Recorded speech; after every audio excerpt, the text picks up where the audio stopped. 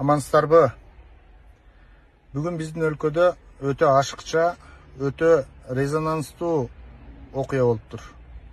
Ал окуя жаш активисттердин, айрым саясатчылардын жарандык коомдо өзлөрүнүн пикирин билдиргендердин үйүнүн тинтилиши жана алардын камалышы.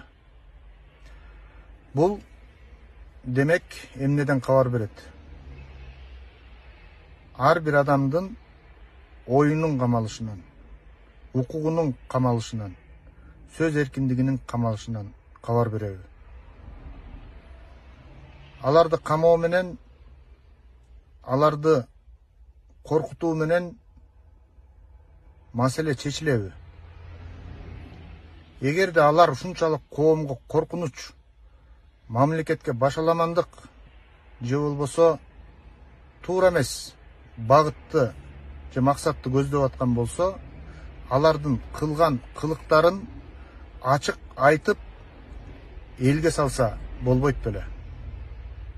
Алар менен сүйлөшүү жолдорун жүргүзүп, сүйлөшүп, ачыктап, анан коомго ушул инсандар коркунучтуу болуп атат.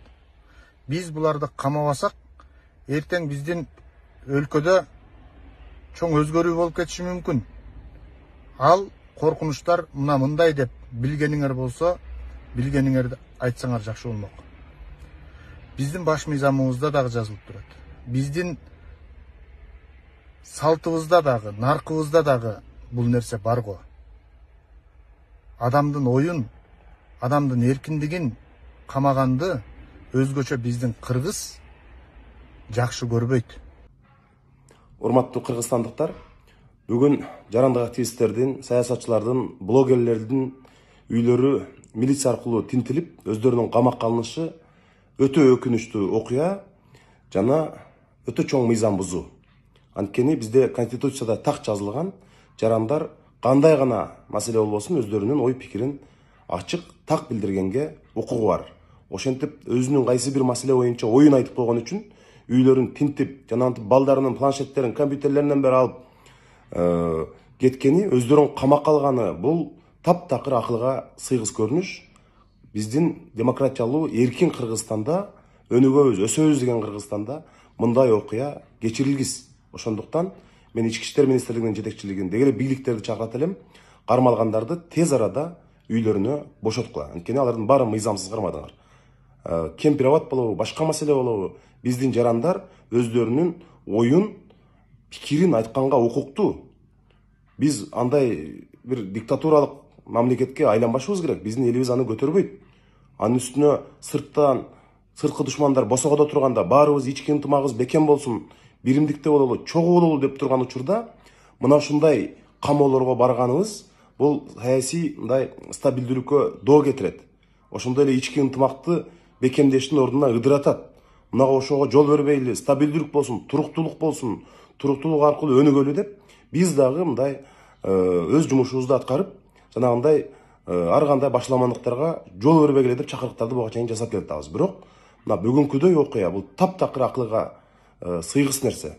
Ошондуктан Кыргызстанда мындай кайсы бирөөнү камап койсо эле баары оозу жабылып унчукпай калбайт. Бир гана сүйлөшүү, диалог керек.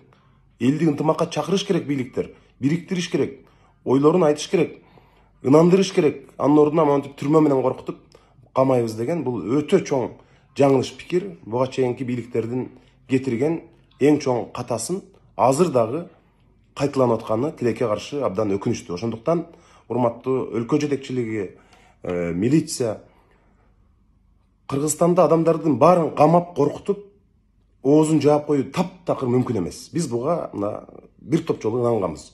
Ошондуктан активисттерди тез аранын ичинде кое беришиңер керек.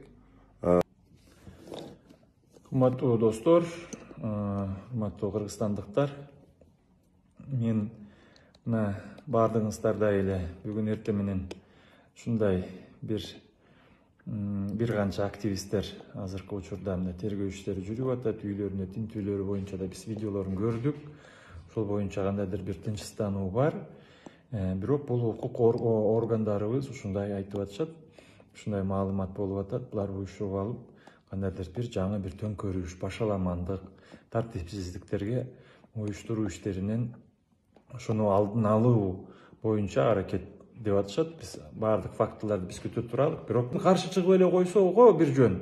Жок, бурмалап, туура эмес маалыматтар таратып, анан кийин демократияны булар ушундай бир көнүп алышты, көрүп алышты, ушундай эле бир барып эле төңкөрөбүз. Жок, сен эртең жооп бересиң. Жок, эртең биз барып туруп, анан биз ушинтип эле басып алабыз, бийликти басып алабыз деген бул демократияга каршы келет.